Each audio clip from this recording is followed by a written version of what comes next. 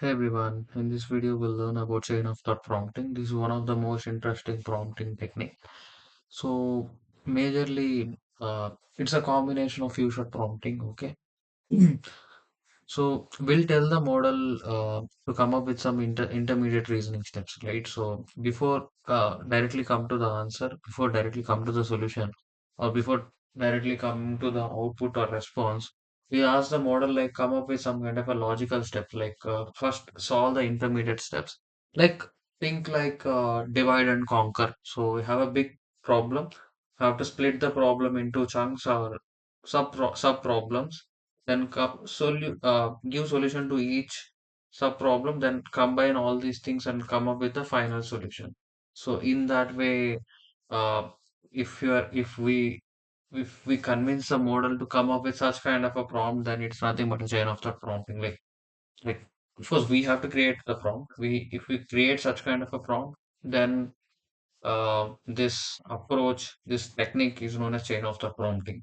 Okay, so let's see this example. So directly, this is a few short prompting example. You have one query, the answer is this. You have another query, you are expecting the answer.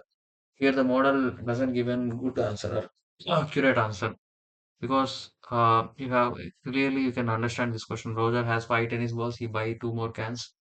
Each can has three tennis balls. How many tennis balls does he have? So first five, next three into two, six. Five plus six is 11. But here, if you see this example, the cafeteria had 23 apples. If they used 20 to make lunch and bought six more, so 20 they already used, and so that means total three they have, and again six more they bought. So total six plus three, total nine. Nine would be the answer, but the model given 27 because it doesn't know the reasoning, right? So then if you see this example, here they clearly explain like Roger started with five balls and two cans of three tennis balls each. So it's total six, then five plus six is 11. So the answer is 11. So next question is like the cafeteria had 23. If they use 20 to make lunch and bought six more, then how many apples do they have? So here you can see the explanation. The cafeteria had 23 originally. They used 20 to make lunch, so they have 23 minus 20 total 3.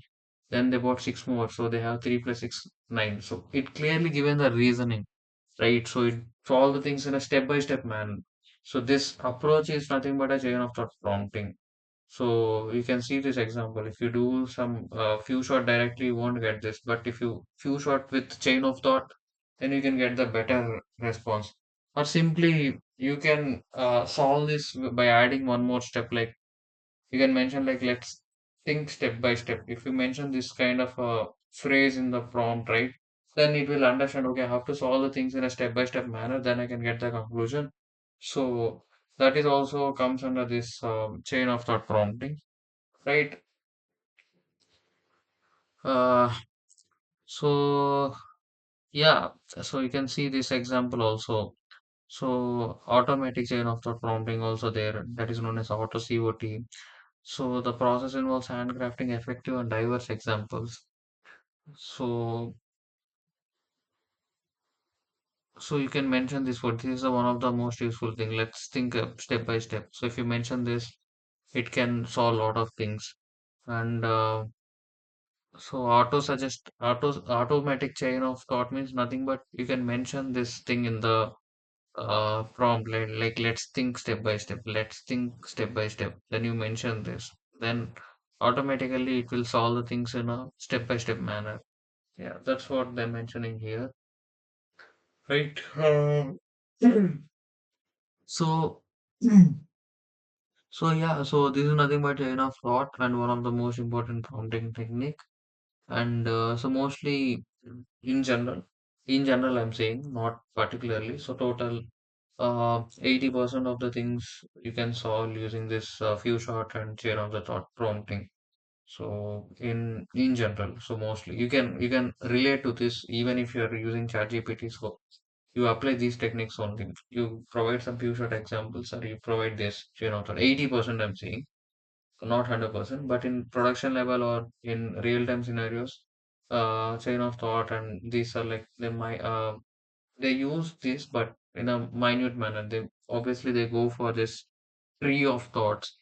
Like depending on the use case to use case, depending on the project to project or requirement to requirement, they'll implement it in a big system prompts and in a better way. So, but ideally, like in general, so 80% of the prompts are related to this few short and chain of thought prompting.